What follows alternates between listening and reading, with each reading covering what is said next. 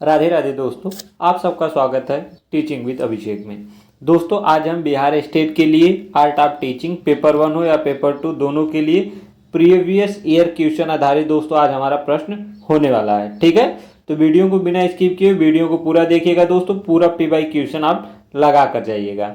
ठीक है, तो डेली हमारा दोस्तों लगभग सुबह और शाम PY क्वेश्चन चलता है। ठीक है ना, तो वीडियो को अटेंड जरूर किया कर लिया करें और चैनल को सब्सक्राइब कर लीजिएगा दोस्तों अगर आप पहली बार जुड़े होंगे, क्योंकि दोस्तों आपके पास बेल आइकन की घंटी तुरंत जाकर पहुंच जाएगी। ठीक है ना, बाकी इस वीडियो को ज़्यादा से ज़्यादा दोस्तों आप क्या करिएगा, शेयर कर दीजिएगा अपने ग्रुप में। ठीक है ना, पसंद आए तो लाइक कर दीजिएगा। तो चलिए हम शुरुआत करते हैं दोस्तों। पेपर 1 और पेपर 2 दोनों के लिए होने वाला है और पूरा PY क्वेश्चन आधारित है दोस्तों, ये याद रखिएगा। ठीक है ना, हमारा क्या है दोस्तों, तो हमारा है आज आर्ट ऑफ टीचिंग, पूरा PY क्वेश्चन है ये। ठीक है, बिहार स्टेट के लिए जो अभी एग्जाम होने वाला है। तो हमारा पहला क्वेश्चन है दोस्तों, पहला ही क्वेश्चन पूछ लिया गया आपसे कि वर्तमान समय में अधिगम बोले तो दोस्तों लर्निंग। ठीक है ना, लर्निंग की सबसे प्रभावी विधा कौन सी है, अर्थात शिक्षण। ऐसी कौन सी शिक्षण है जो वर्तमान समय में अधिगम के लिए सबसे उपयुक्त मानी जाती है। तो ऑप्शन पहला था कि स्व अधिगम, कि दूसरा उन्मुखी अधिगम, मिश्रित अधिगम, की उपरोक्त सभी जो दिया है। तो याद रखिएगा जो प्रेजेंट टाइम अभी चल रहा है दोस्तों वह हमारा है मिश्रित अधिगम। तो मिश्रित अधिगम दोस्तों वर्तमान समय की सबसे अच्छी लर्निंग और अधिगम की सबसे प्रभावी शिक्षण मानी जाती है। तो आपका तीसरा वाला ऑप्शन क्या हो जाएगा, सही हो जाएगा। अब है आपका क्वेश्चन नंबर 2। क्वेश्चन नंबर 2 पूछता है उद्देश्य। उद्देश्य में पूछकर 4 ऑप्शन है। उद्देश्य का मतलब है कि अमूर्त अवधारणाएं जो शामिल होती हैं, उद्देश्य को मापने का कठिन होता है, में अभिमूल्यांकन हो सकता है, कि उपरोक्त सभी। आप अगर शिक्षण कर रहे हैं, बच्चों को पढ़ा रहे हैं, तो आपका उद्देश्य क्या होना चाहिए। ठीक है ना, यह पूछा था कि आपका उद्देश्य क्या होना चाहिए। तो इसमें उपरोक्त दोस्तों सभी हो जाएगा। 4 वाला आंसर आपका सही हो जाएगा कि अगर आप पढ़ा रहे हैं तो उसमें अमूर्त अवधारणाएं, अमूर्त मतलब जो चीज़ दिखाई ना दे वो चीज़ बच्चे को पढ़ाइए। उसका मापन जो है कि कठिन होता है। ठीक है, उद्देश्य में उसका अवमूल्यन को भी शामिल किया जाए। तो इस प्रकार से आपका दोस्तों 4 वाला ऑप्शन क्या हो जाएगा, सही हो जाएगा। और याद रखिएगा दोस्तों जो मैं क्वेश्चन करा रहा हूँ PY क्वेश्चन है। ठीक है ना, इसीलिए हमने राइट किया थंबनेल पर सभी PY क्वेश्चन। ठीक, क्वेश्चन नंबर 3 है शिक्षक के लिए श्यामपट्ट पर लिखने का सही तरीका क्या होना चाहिए। अगर आप बिहार स्टेट पास कर ले जाते हैं और तैयारी 4 में बैठते हैं और आप अध्यापक बन जाते हैं, तो सबसे पहले आप क्लास में जाएंगे शिक्षक के मानने में, तो आप श्यामपट्ट पर लिखने का सही तरीका क्या अपनाएंगे। क्या स्पष्ट और तेज लिखेंगे, बी कि महत्वपूर्ण जो है कि बिंदुओं को लिखना पसंद करेंगे, तीसरा पहले बातों को लिखना और तब जाकर छात्रों को पढ़ाने के लिए कहेंगे, कि चौथा उत्तर जो है प्रश्न का लिखवाएंगे।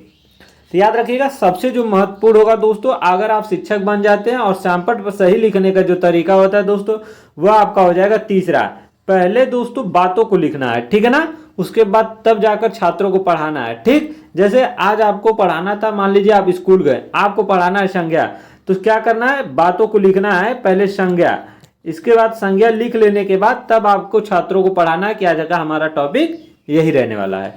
तो तीसरा वाला दोस्तों ऑप्शन क्या हो जाएगा, आपका सही हो जाएगा। दोस्तों इस वीडियो को ज़्यादा से ज़्यादा शेयर कर दीजिएगा और पसंद आए तो लाइक कर दीजिएगा। ठीक है ना दोस्तों, ऐसे ही आज है 13 तारीख, तो हमारा दोस्तों 14 तारीख तक, ठीक है ना, 14 तारीख से दोस्तों एग्जाम स्टार्ट है, तो आपका दोस्तों PY क्वेश्चन हम करा देंगे। ठीक है, बाकी जिनका एग्जाम लेट है दोस्तों वह भी उनका कर लेंगे, उनके लिए तो बेनिफिट है ही है। ठीक है, बाकी दोस्तों इस वीडियो के लिंक में एक वीडियो दे देंगे कि आपको एग्जाम सेंटर पर अगर आप जा रहे हैं तो एग्जाम सेंटर पर आपको जाने से पहले क्या क्या लेकर जाना है। ऐसा ना हो कि आप जो है कि कुछ डॉक्यूमेंट्स ऐसे भूल जाएं जिससे जा रहे हैं आप तो वंचित हो जाएं और परीक्षा आप दे ना पाएं। तो यह आपके भविष्य का दोस्तों आपके साथ खिलवाड़ हो जाएगा, इसीलिए आप वीडियो को जरूर देख लीजिएगा। तो हमारा चौथा क्वेश्चन है दोस्तों कि निर्माणात्मक मूल्यांकन का उद्देश्य क्या है। पहला क्या, शिक्षण अधिगम प्रक्रिया का प्रगति का जानना, कि शिक्षण अधिगम प्रक्रिया का सुधार करना, उपरोक्त दोनों, उपरोक्त में से कोई नहीं। जब हम निर्माणात्मक मूल्यांकन में दोस्तों हम किसी बच्चे का मतलब मूल्यांकन करते हैं, उसका निर्माण करते हैं मूल्यांकन का, तो हम क्या जानने की कोशिश करेंगे। तो इसमें हो जाएगा दोस्तों आपका उपरोक्त में से दोनों सही, तीसरा वाला। अगर हम जब बच्चे को निर्माण कर रहे हैं, मूल्यांकन कर रहे हैं, तो हम जानेंगे कि उसने कितना प्रगति किया, कितना लर्निंग सीखा है, कितना अधिगम। इसके बाद साथ उसके जो है कि अधिगम प्रक्रिया को सुधार करना, अर्थात बच्चा कहाँ गलती कर रहा है, ठीक है ना। जब वो प्रगति करेगा तो गलती करेगा, तो उसको सुधार कहाँ करना, ये जानने का मूल्यांकन का मेन उद्देश्य होता है। इसीलिए आपका तीसरा वाला ऑप्शन क्या हो जाएगा दोस्तों, सही हो जाएगा। ठीक है, अब आपका क्वेश्चन नंबर 5। क्वेश्चन नंबर 5 है कि सबसे कम आकर्षक जो है शिक्षण विधि कौन सी मानी जाती है? व्याख्यान, कार्यभार, परियोजना, संगोष्ठी। तो सबसे दोस्तों जो कम जो मानी जाती है प्रभावशाली, वह सबसे ज़्यादा मानी जाती है दोस्तों व्याख्यान विधि। व्याख्यान विधि में दोस्तों आप देखते होंगे, जैसे आप BA MA कर रहे होंगे तो आपको आपके अध्यापक आते हैं, आपको लेक्चर अटेंड कर देते हैं, उसको कहते हैं व्याख्यान, और मेन थोड़ी सी टॉपिक लिखा देते हैं। तो इसलिए सबसे कम और आकर्षक शिक्षण विधि मानी जाती है। तो पहला वाला ऑप्शन क्या हो जाएगा दोस्तों, इसमें से आपका सही हो जाएगा। और याद रखिएगा जो दोस्तों ये व्याख्यान विधि है, यह सबसे पुरानी विधि है। क्या ऐसी है? पुरानी विधि है, ठीक है ना। पुरानी विधि है दोस्तों कि गोकुल के समय से ही चला आ रहा है, ठीक है ना। अब है क्वेश्चन नंबर दोस्तों आपका 6। क्वेश्चन नंबर 6 है कि मूल्यांकन, अगर आप मूल्यांकन कैसा है, मूल्यांकन 1 है, मूल्यांकन कैसा है? सतत प्रक्रिया है, आवधिक प्रक्रिया है, अर्धवार्षिक प्रक्रिया है कि वार्षिक प्रक्रिया है? तो दोस्तों जो मूल्यांकन होता है वो एक सतत प्रक्रिया है। कैसी प्रक्रिया है? सतत प्रक्रिया है, ठीक है। तो आपका ए वाला ऑप्शन दोस्तों हो जाएगा, मूल्यांकन एक सतत प्रक्रिया है। तो ऑप्शन ए आपका पहला वाला हो जाएगा सही। अब है आपका क्वेश्चन नंबर दोस्तों 7। पूछ रहा है कि पाठ्य पुस्तक का उद्देश्य होना चाहिए। अगर आप एक पाठ्य पुस्तक है, आप एक किताब पढ़ रहे हैं जिसको पाठ्य पुस्तक कहते हैं, उसका उद्देश्य क्या होना चाहिए एक पुस्तक का? पहला कि किसी विशेष विषय में पाठ्यक्रम के शिक्षण और अधिगम का मार्गदर्शन करना। दूसरा, सोचने की क्षमता को कम करना, कि उपरोक्त में से दोनों, कि उपरोक्त में से कोई नहीं, कि ए और बी दोनों सही। तो आप जानते हैं कि अगर कोई किताब है, ठीक है, तो उस किताब का मतलब क्या होता है? क्या उसको सोचने की क्षमता को कम विकसित करना? नहीं, बिल्कुल गलत। तो ये वाला तीसरा हो नहीं सकता, चौथा नहीं हो सकता। तो किताब का दोस्तों जो सबसे महत्वपूर्ण बात हो जाती है वह होना चाहिए कि उसमें किसी विषय पाठ्यक्रम के शिक्षण के लिए और अधिगम के लिए मार्गदर्शन देना कि हमें इस चीज के लिए पढ़ना है। तो ठीक है, तो आपका ए वाला ऑप्शन अर्थात पहला वाला ऑप्शन सही हो जाएगा। अब है हमारा क्वेश्चन नंबर 8। क्वेश्चन नंबर दोस्तों हमारा 8 है कि ऐसा ज्ञान जिसका संबंध तथ्यों से होता है, ठीक है, फैक्ट चीज से होता है, वह क्या कहलाता है? क्या उसको अवधारणा ज्ञान कहते हैं, अधिक ज्ञान कहते हैं, प्रक्रिया ज्ञान कहते हैं, तथ्यात्मक ज्ञान कहते हैं? तो याद रखिएगा जब वह तथ्यों से ही जुड़ा होता है दोस्तों, तो वह होता है दोस्तों आपका तथ्यात्मक ज्ञान, ठीक है ना। ऐसा ज्ञान जो तथ्यों से जुड़ा होता है उसी को हम तथ्यात्मक ज्ञान कहते हैं। तो 4 वाला ऑप्शन क्या हो जाता है मेरे मित्रों दोस्तों, आपका सही हो जाता है, ठीक है। अब आता है दोस्तों क्वेश्चन नंबर हमारा 9। दोस्तों हमारा क्वेश्चन नंबर 9 है कि शिक्षण की पारंपरिक विधि की विशेषता क्या है? खली और वर्ता है, क्रिया है, शैक्षणिक भ्रमण की समस्या समाधान? अगर आप एक शिक्षण है पारंपरिक विधि जो मानी जाती है दोस्तों, वह कौन सी विधि मानी जाती है? तो वह आपकी हो जाती है खली और वर्ता विधि, ठीक है ना। तो पहला वाला ऑप्शन क्या हो जाएगा आपका सही हो जाएगा। अब क्वेश्चन नंबर आपका 10। क्वेश्चन नंबर 10 है कि इसमें पूछा है कि इसमें जो है सामग्री अधिगम का अनुभव और अधिगम की गतिविधियां शामिल हैं। किसमें, किस सामग्री में, ठीक है ना। इसमें पूछा किस सामग्री में, इसमें दोस्तों किस सामग्री, ठीक है ना। अधिगम का जो अनुभव और अधिगम की गतिविधियां शामिल होती हैं, क्या पाठ्यक्रम में, पाठ्यचर्या में, कार्यभार में कि आकलन में? किसमें दोस्तों शामिल होती है? तो याद रखिएगा दोस्तों जो किसमें शामिल होती है, तो आपके होती है दोस्तों पाठ्यचर्या में। तो पाठ्यचर्या में दोस्तों आपका क्या होता है दोस्तों, अधिगम का अनुभव और अधिगम की गतिविधियां आपकी शामिल होती हैं, ठीक है। तो यह होगा दोस्तों आपका दूसरा वाला ऑप्शन सही हो जाएगा। अब है दोस्तों आपका क्वेश्चन नंबर 11। क्वेश्चन नंबर दोस्तों आपका 11 है कि शिक्षण विधि किसके द्वारा निर्धारित की जाती है, ठीक है। क्या छात्र की प्रकृति और आयु के ऊपर निर्भर कर जाती है, शिक्षक की विशेषता, शिक्षक के उद्देश्य, उपरोक्त में से सभी? तो इस चीज को याद रखिएगा, जो शिक्षण विधि हो दोस्तों किसके द्वारा निर्धारित की जाती है, तो इसमें आ जाएगा दोस्तों उपरोक्त में से सभी, चौथा वाला। कैसे? छात्र की प्रगति क्या है, छात्र की एज क्या है। मान लीजिए कोई छात्र जिसकी एज मान लीजिए आपका 5 साल है, अब आप उसको करिकुलम बनाकर दे रहे हैं 6-7 साल का, तो उसको समझ में आएगा नहीं। तो इसके डिपेंड करता है आई पर। शिक्षक की विशेषता क्या है, शिक्षा के क्या उद्देश्य होने चाहिए, इस प्रकार से शिक्षण विधि का निर्धारण किया जाना चाहिए, ठीक है ना। तो इसीलिए आपका 4 वाला ऑप्शन क्या हो जाता है, सही हो जाता है। अब है आपका क्वेश्चन नंबर 12। क्वेश्चन नंबर 12 है, विफलता हमारा सबसे बड़ा अच्छा शिक्षक होता है यदि। अगर हम किसी परीक्षा में दोस्तों विफल हो जाते हैं, फेल हो जाते हैं, तो सबसे अच्छा शिक्षक क्या माना जाता है कि अगर हम कुछ चीज़ को करें तो क्या हम पहले से ज़्यादा परिश्रम करते हैं, हम विफलता के कारणों को जानते हैं। तीसरा है कि हम विफलता के कारणों को जानते हैं और फिर प्रोत्साहित होकर हम पहले की तुलना में अधिक परिश्रम करते हैं। उपरोक्त में से कोई नहीं। देखिए, जब कोई विफल हो जाता है तो उसके लिए सबसे अच्छा शिक्षक वही होता है। तो पहला वाला ऑप्शन जरूर सही हो जाएगा कि ज़्यादा परिश्रम करना चाहिए, ठीक है ना। दूसरा, कारणों का पता भी करना चाहिए, बिल्कुल सही। लेकिन सबसे जो अच्छा है दोस्तों, इसमें हो जाएगा आपका तीसरा वाला, कि इसमें सब कुछ आ जाता है कि हम विफलता को कारणों को जानेंगे और फिर प्रोत्साहित होकर हम पहले की तुलना में अधिक परिश्रम भी करेंगे, ठीक है। तो हमें तीसरा वाला ऑप्शन क्या हो जाएगा, सही हो जाएगा। मान लीजिए आप किसी भी परीक्षा में फेल होते हैं तो पहले कारण जानिए कि कहाँ गलती हुई, कैसे हुई। कारण को जानकर फिर अपने आप में मोटिवेट होइए और पहले की तुलना में अगर 3 घंटा पढ़ते तो आपकी तुलना में आप 5 घंटा पढ़िए। तो इस प्रकार से करेंगे तब आप अपनी विफलता जानेंगे। ऐसा नहीं है कि आप विफल हो जाते हैं तो दोष देंगे, नहीं परीक्षा सही नहीं हुआ, एग्जाम में हो गया, ऐसे हो गया। तो इन सब कारणों का ध्यान आपको नहीं देना है। इसलिए आपका दोस्तों इसमें तीसरा वाला ऑप्शन क्या हो जाता है, सही हो जाता है। अब हम बात करते हैं क्वेश्चन नंबर 13 की। क्वेश्चन नंबर 13 दोस्तों, प्रेरण को दृढ़ करने का संबंध क्या है। क्या पूर्व विज्ञान है, नवीन विज्ञान है, विशिष्ट उद्देश्य है कि उद्देश्य कथन है। प्रेरण को दोस्तों जो दृढ़ का संबंध बनाता है दोस्तों, वह बनाता है आपका दोस्तों पूर्व विज्ञान। पूर्व विज्ञान का मतलब दोस्तों दृढ़ प्रेरण। मान लीजिए आपने कक्षा में बैठे हैं, आज आपको पढ़ानी है संज्ञा, और बच्चे को इंटरेस्ट कैसे लाना है, तो बच्चे से पूछेंगे। जैसे आप जानते हैं किसी वस्तु स्थान के नाम को हम संज्ञा कहते हैं, तो बच्चे से पूछेंगे कि बच्चे आप साइकिल देखें, बोलेंगे हाँ। तो बच्चा अपना क्या करेगा, जैसे घर में अगल बगल टहलता है तो अपने पूर्व विज्ञान में देखेगा जो साइकिल वह चलाता है, ठीक है ना।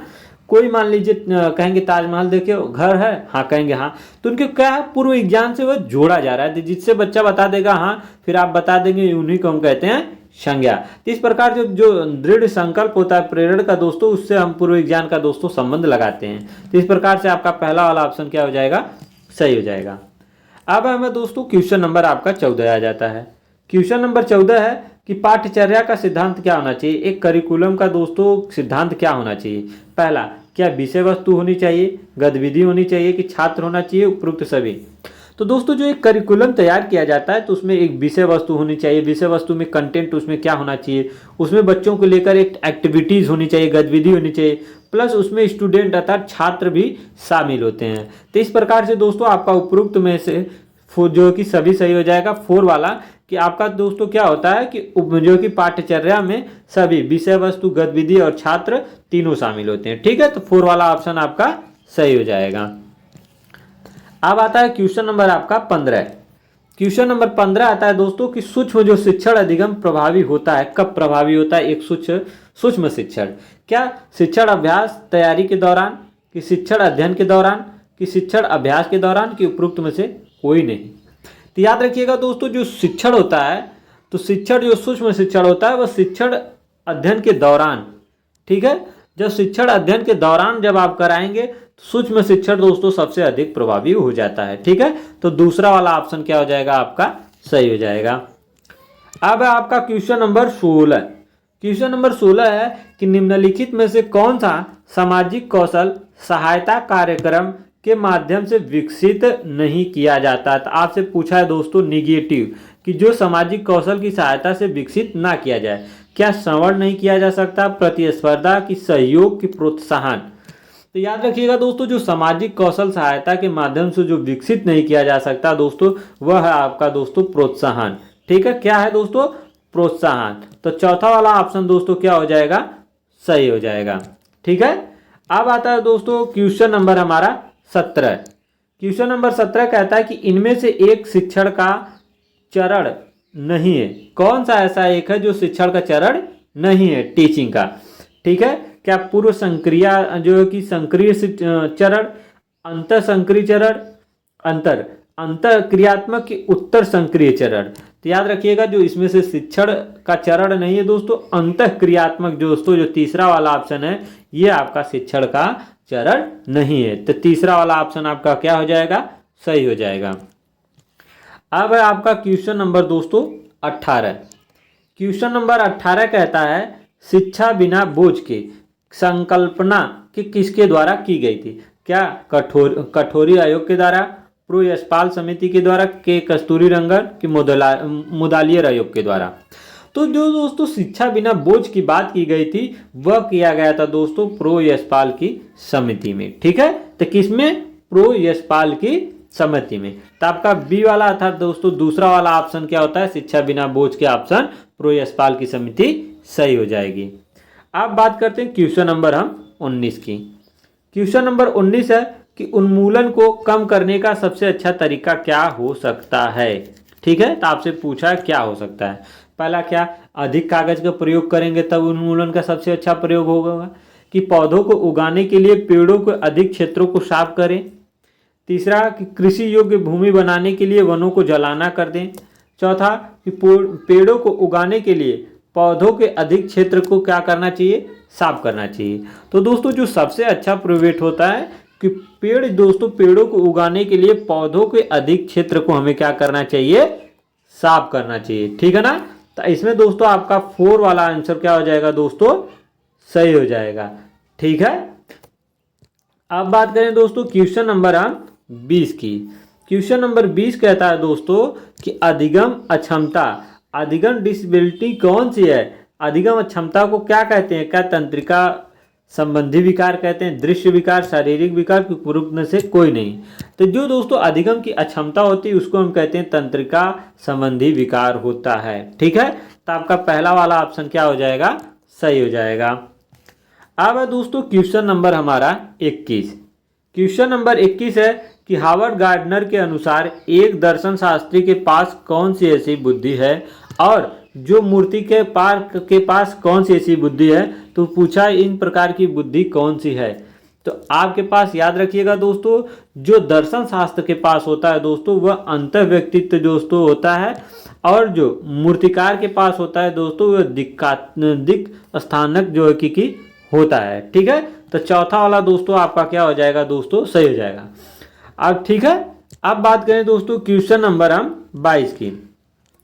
क्वेश्चन नंबर 22 है दोस्तों आपका विज्ञान का उद्देश्य क्या होना चाहिए? नॉलेज का उद्देश्य हमें कैसा होना चाहिए? क्या मनोविज्ञान पर आधारित होना चाहिए, दर्शन शास्त्र पर, समाजशास्त्र पर, कि अर्थशास्त्र पर? तो दोस्तों जो हमारा विज्ञान का आधारित होना चाहिए दोस्तों वो कैसा होना चाहिए? वह हमारा होना चाहिए दोस्तों दर्शन शास्त्र आधारित होना चाहिए। तो आपका दूसरा वाला ऑप्शन क्या हो जाएगा? सही हो जाएगा। अब बात करें दोस्तों क्वेश्चन नंबर हम 23। पूछा है ऐसी कौन सी विधि जो है एक पारंपरिक शिक्षण है, अर्थात पुरानी विधि ऐसी कौन सी है? क्या निगमन, सम्मिश्रित, खेल आधारित, की प्रयोगात्मक? तो दोस्तों जो निगमन विधि होती है ना ये आपकी सबसे पारंपरिक एक शिक्षण विधि मानी जाती है। निगमन विधि में पहले क्या होता था दोस्तों? नियम बताया जाता था, फिर उसके बाद उदाहरण बताया जाता था। ठीक है ना? तो यह हुआ दोस्तों आपकी निगमन विधि, तो यह सबसे पुरानी विधि है। तो आपका पहला वाला ऑप्शन क्या हो जाएगा? सही हो जाएगा। अब है आपका क्वेश्चन नंबर 24। पूछा है कि एरिक्सन ने मानव विकास को विभाजित करने के लिए कितने चरण बताए हैं? क्या एरिक्सन 2 चरण बताए हैं, 8 चरण, 6 चरण, कि 4 चरण? तो याद रखिएगा जो एरिक्सन ने मानव विकास को विभाजित किया था दोस्तों वह आपको किए थे 8 चरणों में। कितने? 8 चरणों में। ठीक है, तो दूसरा वाला आपका ऑप्शन सही हो जाएगा। अब है आपका क्वेश्चन नंबर 25। अभिक्रमित अनुदेशन जो आधारित है, अभिक्रमित जो अनुदेशन किस पर आधारित है? क्या शास्त्रीय अनुबंधन पर, क्रिया प्रसूत अनुबंधन पर, कि पहला और दूसरा पर? तो याद रखिएगा अभिक्रमित अनुदेशन जो आधारित है वह किस पर आधारित है दोस्तों? तो वह आपका है क्रिया प्रसूत क्रिया प्रसूत अनुबंधन पर आधारित है। कौन सा? अभिक्रमित दोस्तों अनुदेशन। ठीक है, तो आपका दूसरा वाला ऑप्शन क्या हो जाएगा? सही हो जाएगा। अब आपसे पूछा है क्वेश्चन नंबर 26। क्वेश्चन नंबर 26 का सवाल जवाब है पहला कि अधिगम की गतिविधियों तथा लर्निंग की गतिविधियों को कक्षा प्रबंधन में शामिल नहीं है। कौन सा ऐसा है जो शिक्षण की गतिविधियां कक्षा में प्रबंधन शामिल नहीं है? क्या आकलन की प्रक्रिया, सामग्री प्रबंधन, छात्रों के बीच प्रतियोगिता, उपरोक्त में से कोई नहीं। तो याद रखिएगा, जो अधिगम की सबसे अच्छी गतिविधि उपयुक्त नहीं है, आज से पूछा था निगेटिव, तो छात्रों के बीच प्रतियोगिता हमेशा नहीं करानी चाहिए। क्या? हमेशा नहीं, करानी नहीं चाहिए। ठीक है, तो आपका तीसरा वाला हो जाएगा दोस्तों छात्रों के बीच प्रतियोगिता। ठीक है, अब है आपका क्वेश्चन नंबर 27। क्वेश्चन नंबर 27 है कि निम्नलिखित में से शिक्षक की असफलता का कौन सा महत्वपूर्ण कारक हो सकता है? एक जो है शिक्षक अगर आपको पढ़ा रहा है वह असफल हो जाता है, ऐसा कौन सा कारण हो सकता है? क्या उसका पारस्परिक संबंध खराब है, मौखिक क्षमता खराब है, कि विषय के ज्ञान पर नियंत्रण की कमी है, कि उपरोक्त में से कोई नहीं। तो याद रखिएगा दोस्तों, जो अगर एक शिक्षक है किसी बच्चे को पढ़ा रहा है, अगर वह बच्चा विफल हो जाता है तो सबसे मूल जो होता है शिक्षक में कमी होती है उसके अपने सब्जेक्ट पर नियंत्रण की कमी, और अपने सब्जेक्ट में क्या है अच्छे से नॉलेज नहीं गेन किया है। ठीक है, तो इसलिए आपका तीसरा वाला ऑप्शन क्या हो जाएगा? सही हो जाएगा। अब बात करें हम क्वेश्चन नंबर 28 की। क्वेश्चन नंबर 28 कहता है स्वायत्त जो है अधिगम क्या होता है? क्या स्वतंत्र प्रयास के माध्यम से होता है ज्ञान, शिक्षकों के प्रयास से होता है, कि पारिवारिक प्रयासों के माध्यम से होता है, कि समाज के जो है कि प्रयासों के माध्यम से होता है? तो याद रखिएगा दोस्तों, जो स्वायत्त अधिगम होता है वह कैसे होता है? स्वायत्त मतलब जो बच्चा स्वयं करके सीखता है, तो वह कैसे होता है? स्वतंत्र प्रयास के माध्यम से जो ज्ञान करता है बच्चा स्वतंत्र कर उसी को कहते हैं स्वायत्त अधिगम के माध्यम से होता है। ठीक है, तो पहला वाला ऑप्शन क्या हो जाएगा? आपका सही हो जाएगा। अब हम बात करें क्वेश्चन नंबर 29 की। पूछ रहा है शिक्षण, टीचिंग, एक शिक्षण जो आप टीचिंग करा रहे हैं वह क्या है? एक कला है, आश्रित क्रिया है, कि दो तरफा क्रिया है, कि ए और 3 सही है? तो याद रखिएगा तो दोस्तों शिक्षण होता है एक आर्ट ऑफ टीचिंग माना गया है, कला एक विज्ञान माना गया है। ठीक है, आश्रित क्रिया नहीं है, ये दो तरफा क्रिया है। एक तरफ बच्चा रहता है, एक तरफ शिक्षक रहते हैं, तो दो तरफ की क्रिया मानी जाती है। इस प्रकार से दोस्तों पहला और तीसरा वाला ऑप्शन आपका क्या हो जाएगा दोस्तों? सही हो जाएगा, कि शिक्षण जो होती है दो तरफा प्रक्रिया होती है, इसके साथ साथ एक कला होता है। ठीक है, तो 4 वाला ऑप्शन सही हो जाएगा। अब है दोस्तों आपका लास्ट क्वेश्चन है आपका दोस्तों 30। पूछ रहा है कि अन्वेषणात्मक का अर्थ क्या होता है? अन्वेषणात्मक में बच्चा क्या करता है? जांच करना, प्रदर्शन करना, कुछ करना, कि अभिनय करना? अन्वेषणात्मक का अर्थ होता है दोस्तों खोज करना। जब बच्चा खोज विधि के द्वारा कुछ सीखता है उसको कहते हैं अन्वेषण करना। का मतलब अर्थ होता है दोस्तों जांच करना। ठीक है ना, किसी चीज को बच्चा जांच करना। ठीक है, तो अन्वेषणात्मक का अर्थ क्या होता है? जांच करना। ठीक है ना, तो आपका पहला वाला ऑप्शन क्या हो जाएगा? सही हो जाएगा।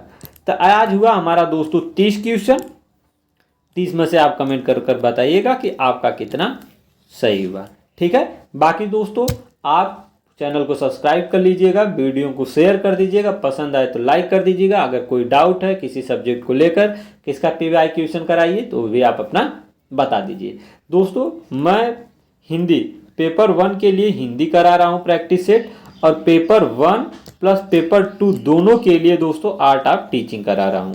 ठीक है, इन्हीं दोनों को लेकर चल रहा हूँ। तो इस वीडियो को दोस्तों ज़्यादा से ज़्यादा दोस्तों लाइक कर दीजिएगा, शेयर कर दीजिएगा, चैनल को भी सब्सक्राइब कर दीजिएगा। ठीक है, बाकी दोस्तों आप चैनल से जुड़े रहिएगा और तैयारी अपने अच्छे से करते रहिएगा। तो जय हिंद दोस्तों, वंदे मातरम, तैयारी करते रहिए। राधे राधे।